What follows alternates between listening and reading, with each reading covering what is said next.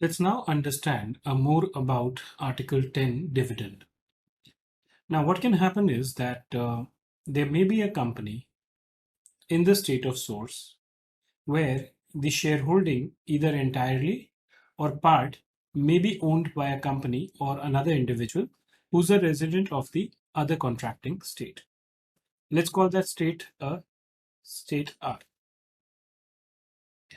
End of the day, an investor makes the investment for the purpose of earning money out of those investment or capital appreciation. Generally, the way it works is that the profits which are earned by the company are taxed in their own hands, and then whatever remains after paying taxes on those profit, that is distributed to the shareholders as dividend. The question that comes up is how those dividends should be taxed. And is it a double taxation?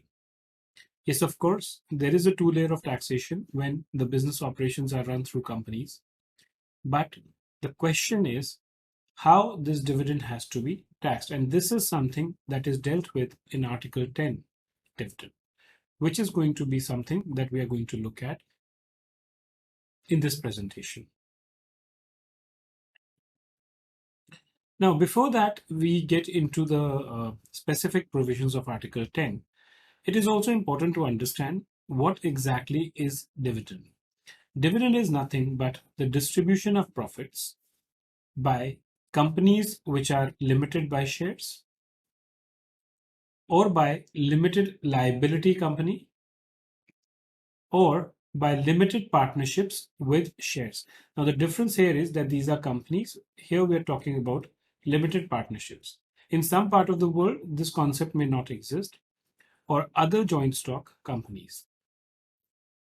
Now, other joint stock companies in some OECD countries are the countries which have separate legal entity separate from the shareholders. What happens is when we talk about partnerships as a general concept, the profits of partnership may be taxed in the hands of partners, where these partnerships are treated as fiscally transparent.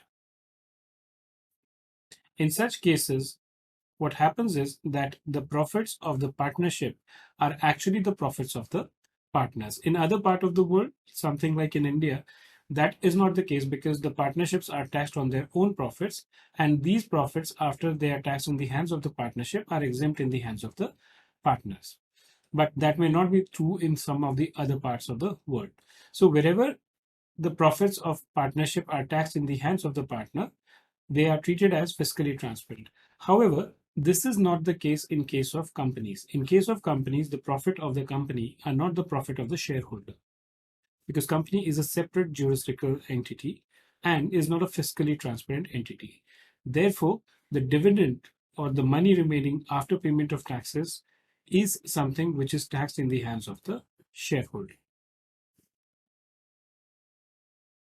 So let's look at a typical case where there is a company in the state of source.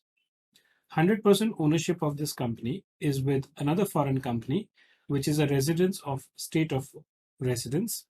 And let's assume there is a tax treaty between these two. The typical issue that would arise in this case is, would this dividend be taxed only in the source state, that is state S? Would it be taxed in the state of residence only, which is state R? Does it has an exclusive right to tax such dividend?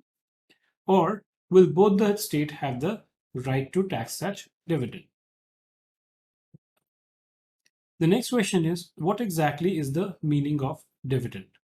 We briefly saw what is the meaning of dividend, but in a greater detail, is it different from common parlance?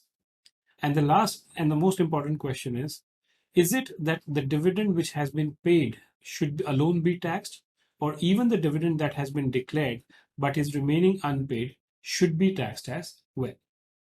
In other words, will the dividend be taxed on a payment basis, or will it be taxed on an accrual basis?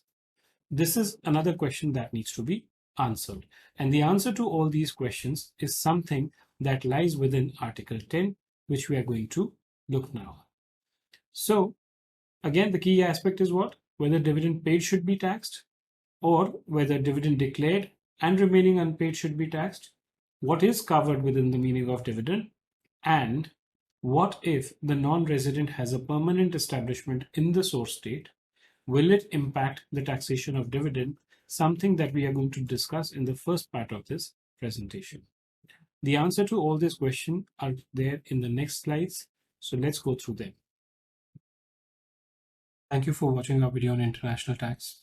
In case you want to subscribe to our full course, you can go to the link courses.sortingtax.com. If you are an Android user, you can download our application, and when you go to this link, you can purchase the course here. In case you are looking for a different currency of pricing, you can click on the link given in the description here and purchase the course. Thank you.